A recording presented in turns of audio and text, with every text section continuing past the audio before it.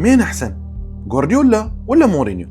قبل لا تجاوب تعال خلينا نشوف الأرقام. بحسب إحصائيات ترانسفير ماركت ومصادر كروية موثوقة، مورينيو وجوارديولا تواجهوا 25 مرة. جوارديولا فاز في 12، مورينيو فاز في 7، تعادلوا 6 مرات. جوارديولا يكسب. وإذا بنتكلم عن الألقاب، جوارديولا حقق قرابة 40 لقب، أما مورينيو فحقق 26 لقب. جوارديولا يكسب. يعني بالأرقام البحتة التفوق لجوارديولا. لكن في شيء مهم، الأرقام مو كل شيء، مو كل شيء.